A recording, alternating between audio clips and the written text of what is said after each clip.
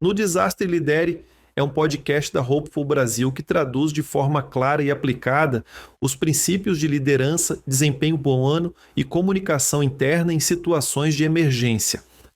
Baseado nas diretrizes da Agência Internacional de Energia Atômica, a série explora como decisões sob pressão, gestão do estresse e coordenação de equipes influenciam diretamente a resposta a desastres complexos. Um conteúdo voltado a gestores, profissionais de resposta e líderes que precisam atuar com lucidez, ética e eficácia quando o risco é real e o tempo é crítico. O debate sobre este episódio foi gerado pelo Google Notebook LM e passou por revisão humana. O que realmente acontece com a nossa cabeça quando o mundo parece desabar? Numa emergência de verdade, um desastre industrial, um acidente grave, como é que os seres humanos se comportam? A gente confia no treinamento ou o pânico simplesmente toma conta de tudo? Essa é a pergunta de $1 milhão e a resposta é muito mais estranha e contraintuitiva do que a gente imagina. Não é só uma questão de pânico. E é por isso que o material que a gente tem para analisar hoje é tão incrível. É um relatório técnico super denso da Agência Internacional de Energia Atômica, focado em emergências nucleares. Pesado. Sim, mas pense nisso como uma investigação. O desastre é a cena do crime e este relatório é o nosso dossiê forense. Só que o culpado que a gente está procurando não é uma peça quebrada, um botão defeituoso, mas uma falha. Uma falha na própria fiação do cérebro humano. Exato. Nossa missão aqui é mergulhar nesse documento e tirar de lá o que realmente importa sobre como a gente funciona sob pressão extrema. E o legal é que, apesar do contexto ser nuclear, os princípios são universais. O que a gente vai discutir sobre psicologia, sobre tomada de decisão, vale para qualquer crise de alto risco. Tipo uma sala de cirurgia. Uma sala de cirurgia, o cockpit de um avião, a gestão de uma catástrofe natural. O fator humano é a peça-chave em todos esses cenários. Perfeito. Então, vamos começar essa nossa investigação. O relatório já abre com uma ideia fundamental. Um erro não é só um erro. Existe tipo uma anatomia do erro, certo? Exato. Eles classificam de formas bem diferentes.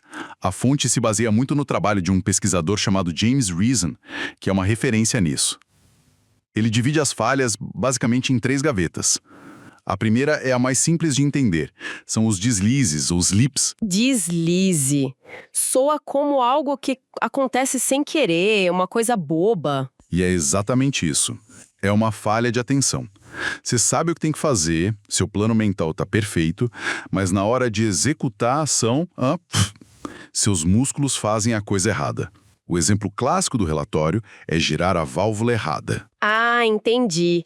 É o equivalente a eu na cozinha pegar o pote de açúcar quando queria o de sal, mesmo sabendo onde cada um fica. Exatamente isso. Sua mente estava em outro lugar por um segundo e a mão foi no automático. Falha de execução pura. Ok. E a segunda gaveta? A segunda são os lapsus, ou lapses. Aqui o problema não é na ação, é na memória. O plano incluía uma etapa crucial, mas a pessoa simplesmente esquece de fazer. Apaga da cabeça? Apaga. O relatório dá o exemplo de esquecer de restaurar uma configuração importante depois de uma manutenção. A intenção de fazer estava lá, mas a memória falhou no meio do caminho. Tá. Deslizes são erros de mão. Lapsos são erros de memória.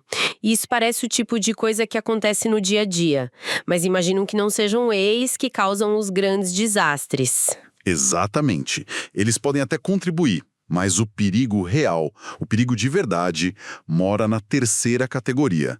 Os equívocos, os mistakes. É aqui que a coisa fica séria. Aqui a coisa muda de figura. O problema não está na execução, nem na memória. A pessoa pode executar cada passo do seu plano com perfeição. O problema é que o plano em si está fundamentalmente errado. A decisão foi baseada numa compreensão completamente distorcida da realidade. E aí que a gente entra no território de 3 Mile Island que o relatório analisa. O que aconteceu lá foi um equívoco, então. Foi o exemplo perfeito de um equívoco catastrófico. O documento explica que no início do acidente, os operadores desligaram as bombas de injeção de alta pressão. Eram elas que jogavam água para resfriar o reator. Mas por que eles fariam isso?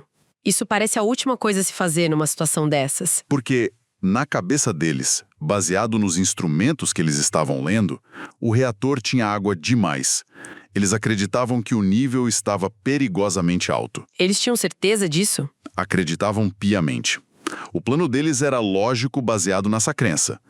Temos excesso de água, então precisamos desligar as bombas. O plano foi executado sem falhas. O problema é que a premissa estava 100% errada. E, na verdade... Na verdade, faltava água e o núcleo do reator estava derretendo. Que loucura!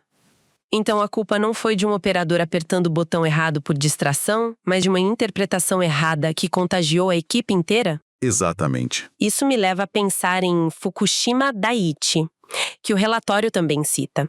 Foi um problema parecido. Foi parecido, mas ainda mais sutil e, de certa forma, mais assustador. Lá, o equívoco veio de seguir as regras. Espera aí, como assim? Seguir o manual foi o erro? Isso é completamente contraintuitivo. Pois é. A gente sempre pensa que o problema é violar as regras, não segui-las à risca. E é isso que torna esse caso tão poderoso. Minutos depois do terremoto, um sistema de resfriamento reserva foi ativado. Ele era genial. Funcionava sem precisar de energia externa, mas os operadores notaram algo. O quê? Ele estava resfriando o núcleo do reator rápido demais. E isso era um problema. Resfriar rápido não é bom. Segundo os procedimentos da época, sim. Um resfriamento muito rápido poderia causar um estresse térmico no vaso de aço do reator, o que era considerado um risco. Então, seguindo o protocolo à risca, eles fecharam manualmente as válvulas desse sistema para controlar a taxa de resfriamento. Uma decisão by the book. Totalmente. Defensável dentro do treinamento que receberam.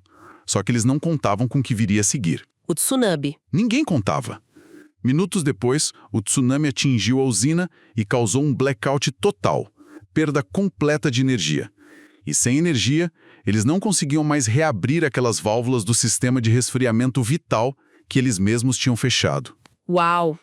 O erro foi seguir uma regra que era perfeita para uma situação normal, mas totalmente inadequada para um cenário que ninguém tinha imaginado. Exato. Essa ideia do plano errado me faz pensar. O que leva uma equipe de especialistas, gente super treinada, a criar ou seguir um plano tão desastroso? A gente assume que é pânico, mas o relatório sugere algo mais sutil, quase como se o nosso cérebro nos pregasse peças, especialmente sobre pressão. É exatamente esse ponto. O estresse não nos deixa só nervosos. Ele muda a forma como o nosso cérebro processa informação. Ele nos empurra para usar atalhos mentais, o que a psicologia chama de vieses cognitivos. O relatório, citando o trabalho do Daniel Kahneman, fala daquela famosa divisão. Temos um sistema 1 de pensamento, que é rápido, intuitivo, automático. E um sistema 2, que é lento, analítico, deliberado. O sistema 2 é o que a gente usa para resolver uma prova de matemática. E o sistema 1 para desviar de uma bola. Perfeito. O problema é que o sistema 2 gasta uma energia danada. E numa crise, sob estresse, com sobrecarga de informação, o cérebro faz o que qualquer sistema faria para economizar energia. Ele desliga o que é caro. E se apoia no que é barato e rápido. Ele joga toda a responsabilidade no sistema 1. E qual o perigo disso? É a falsa sensação de certeza que o pensamento rápido gera. A resposta vem tão rápido que parece inquestionável, né? Exato. Você não para pensar nas alternativas. A primeira ideia que surge na cabeça se cristaliza como a verdade absoluta. E imagino que, uma vez que essa verdade se instala, fica muito difícil tirá-la de lá. Fica quase impossível. E isso nos leva direto para outro viés que o relatório destaca. O viés da confirmação. Uma vez que nosso sistema 1 gera uma hipótese inicial, o problema é a válvula X, a gente começa a agir como um detetive caolho. A gente passa a buscar ativamente qualquer evidência que confirme nossa ideia. E a ignorar o que vai contra. Ativamente. ignorar, minimizar ou reinterpretar qualquer dado que contradiga a nossa teoria. Então, a equipe em 3 Mile Island, quando decidiu que o problema era excesso de água, começou a ver todos os sinais nos painéis através dessa lente. Exatamente.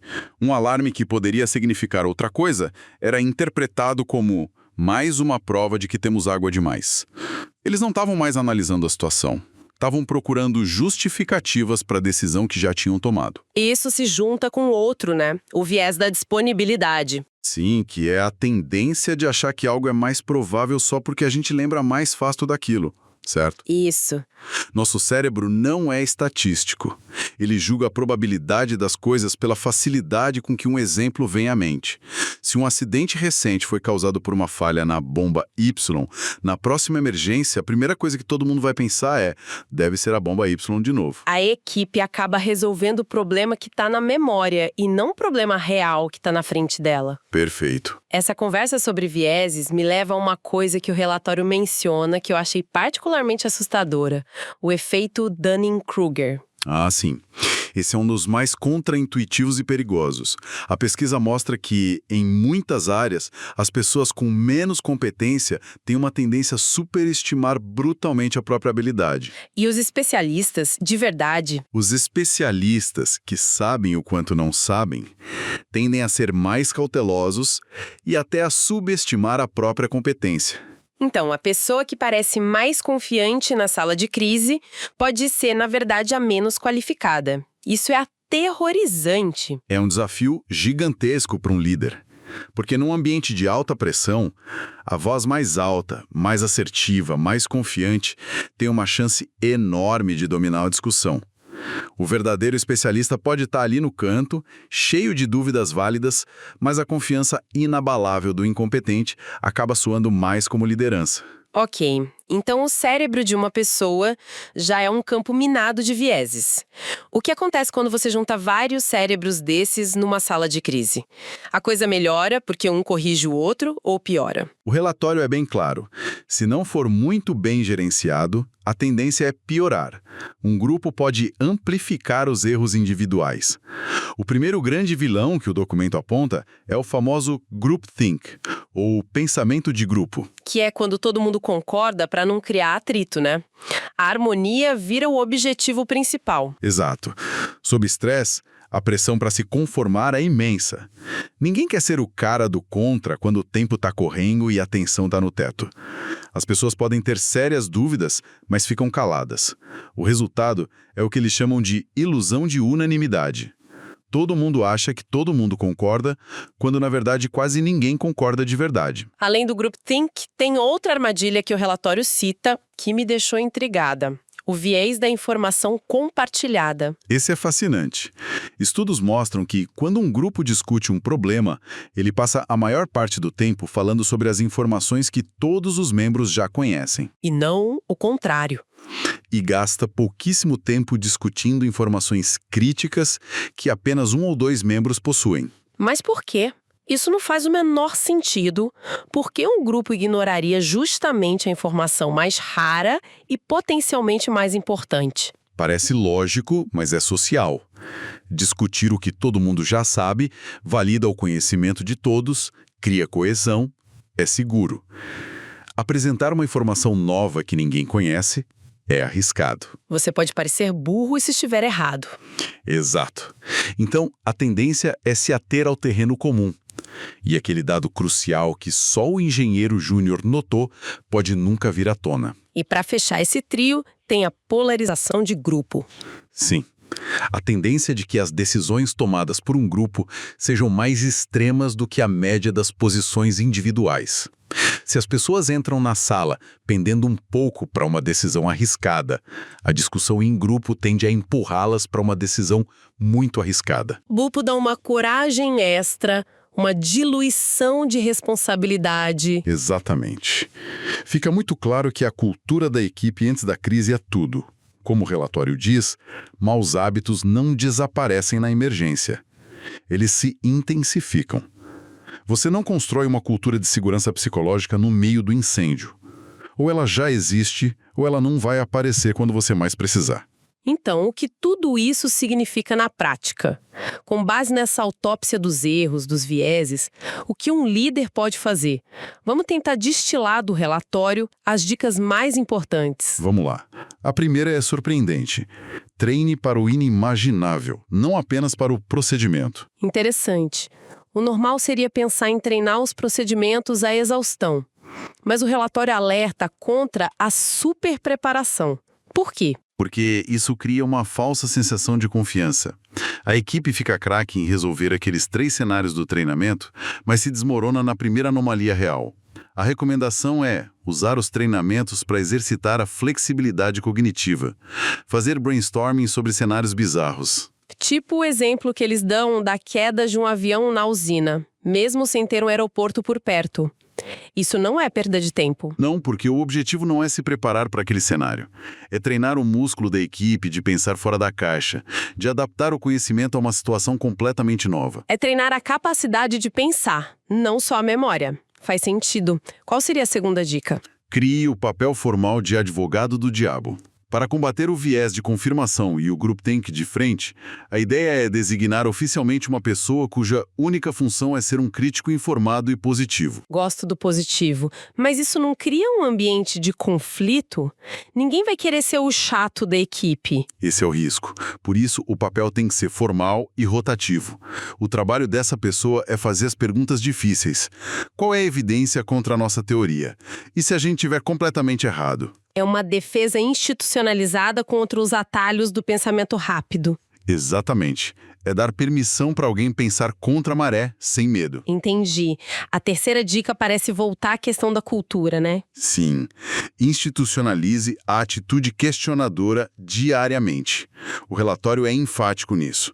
A cultura que mais protege contra erros em emergências é aquela onde os funcionários se sentem seguros para levantar a mão nas operações normais.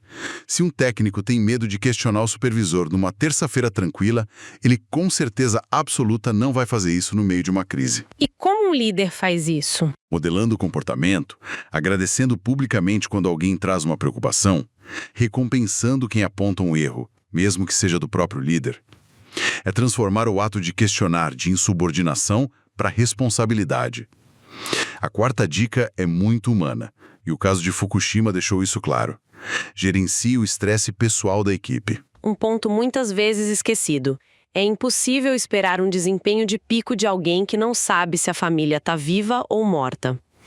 Uma dica prática que vem daí é ter um protocolo para facilitar a comunicação entre os respondedores e suas famílias num desastre.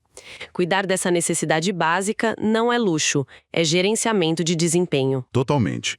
E a última dica parece amarrar tudo. Entenda que procedimentos podem falhar. Exato. Um líder precisa ter a sensibilidade de reconhecer quando a situação sai do desempenho baseado em regras e entra no desempenho baseado em conhecimento. Em cenários inéditos, os procedimentos podem ser inúteis ou, como a gente viu, ativamente perigosos. Mas como um líder sabe a hora certa de jogar o manual pela janela? A pressão deve ser enorme. É imensa. E a decisão não pode ser impulsiva. É aí que as outras dicas se conectam.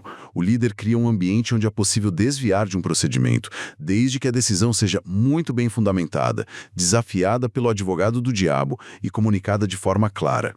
É sobre dar permissão para a equipe pensar. Depois de mergulhar nesse material, fica claro que gerenciar crises é menos sobre ter as respostas técnicas e muito mais sobre projetar um sistema humano que seja resiliente.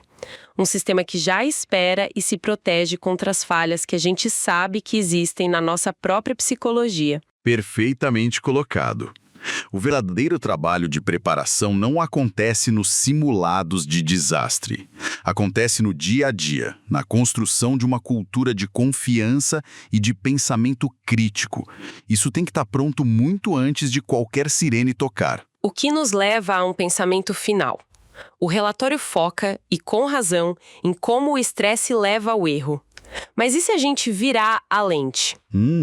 Como assim? Será que um ambiente de crise, se for liderado da maneira certa, com essa segurança psicológica, com um propósito claro, não poderia, na verdade, destravar um nível de colaboração, foco e inovação que é impossível de alcançar na rotina? E se a crise for vista não apenas como uma ameaça a ser contida, mas como uma rara oportunidade para um desempenho humano verdadeiramente excepcional? Este foi o No Desastre, Lidere. É um podcast da Hopeful Brasil que traduz de forma clara e aplicada os princípios de liderança, desempenho humano e comunicação interna em situações de emergência. Baseado nas diretrizes da Agência Internacional de Energia Atômica, a série explora como decisões sob pressão, gestão do estresse e coordenação de equipes influenciam diretamente a resposta a desastres complexos. Um conteúdo voltado a gestores, profissionais de resposta e líderes que precisam atuar com lucidez, ética e eficácia quando o risco é real e o tempo é crítico. O No Desastre Lidere está disponível no Spotify e no canal do YouTube, TV Hopeful. Se quiser saber mais sobre como trabalhamos com educação em desastres, confira mais em hopeful.pro